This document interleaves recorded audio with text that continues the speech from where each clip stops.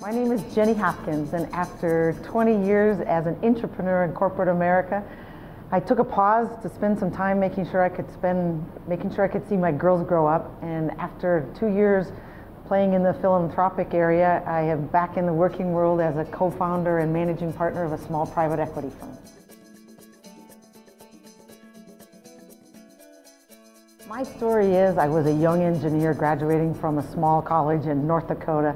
I came out to Hewlett-Packard, which was at that point the most fabulous place to work in the early 80s for a young engineer, and really thrived growing in that environment for 20 plus years, rising through the ranks from engineer to general manager to group general manager, managing a business that ultimately was about $750 million in revenue, people all over the world. What came with that job, though, was over almost 2 million miles of United Air miles. I had 2 teenage girls that I didn't get to see very often, and I realized I just needed to take a little pause in my life, and I had the opportunity that I could do that. During my pause, I loved the philanthropic world. I got engaged in a state board. I worked with a lot of nonprofits, but what I realized I was really drawn to was the business world and the entrepreneurial sense and working in and around businesses and developing people. So after 2 years off, I co-founded with my partner a small private equity firm. And that firm, we invest in small businesses. We started out doing minority investments, and now we are doing majority investments in small businesses that are already cash flow positive and looking for help and assistance to go to that next level. I love the environment of being able to help and watch these businesses grow.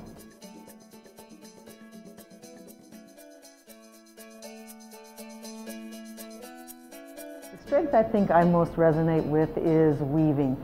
It brings to mind, in my mind, a perfect visual of intertwining threads and pulling from, coming from various directions. As we started this private equity firm, we learned we were going to have to look at a lot of businesses, and I think we ended up looking at something just under 90 businesses to close on, investing in a handful of those. And each time I was surprised at how many connections it was required to really evaluate a business. We'd evaluate it from a financial perspective. You had to look at the markets, you had to know the operational side of it, and none of them were businesses, or most of them were not businesses that we had any core knowledge about before. But what I was able to do was pull in either people I knew, processes I'd used before, connections we had, and weave those together into something that really helped us create an understanding of the business to go forward. I think it's something that honestly women do particularly well too, because we pull stuff from various parts of our lives and intertwine it and able to make a business work.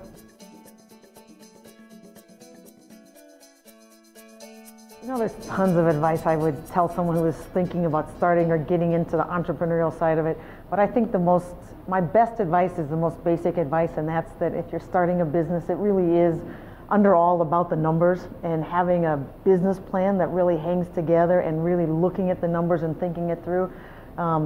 Women are so good with numbers, and they often don't give ourselves credit for what we're doing, so it's about really building that plan and estimating and anticipating what it's really going to cost to get it off the ground and to make it come to fruition. I think there's a good rule of thumb that I have used throughout the business life is whatever you think it will take, you double it and jump to the next higher digit. So when you think something will take 2 weeks to do, it usually takes 4 months. When you're looking at your financials, it's so much smarter to start out conservative and not optimistic. If you're conservative on your numbers and they work, fantastic, because you can always do better. If you're optimistic on your numbers and they don't work, the numbers just don't play out. So I think numbers are a great place to start, and it's my best advice. If you don't know it, to get help in that area. There's wonderful groups that will help you with your financials, but that needs to be the foundation of any good business plan going forward. So when I took my first pause, people would always ask me, oh, are you retiring? Are you doing this? And I said, no, I'm much too young to retire. And I learned that there's actually a good analogy with hockey that has 3 periods. And I think my first period of the hockey game, or the game of my life, is over. My second period is really around this entrepreneurial thing and growing some businesses and playing with stuff where I have honestly a lot more freedom than you have in the corporate world to balance my life. I enjoy doing stuff in the nonprofit. I enjoy playing with stuff in the political, but really still being homed in the business world. I do think there is a third phase. I have a passion around helping women and doing things in the women's in and around women and building that, building women in general, I think. But I think my third phase, my third period of the hockey game of my life will be doing more in the nonprofit and the philanthropic sector. Maybe in education. I have a lot of interest in education. I believe it's a strong underpinning of success.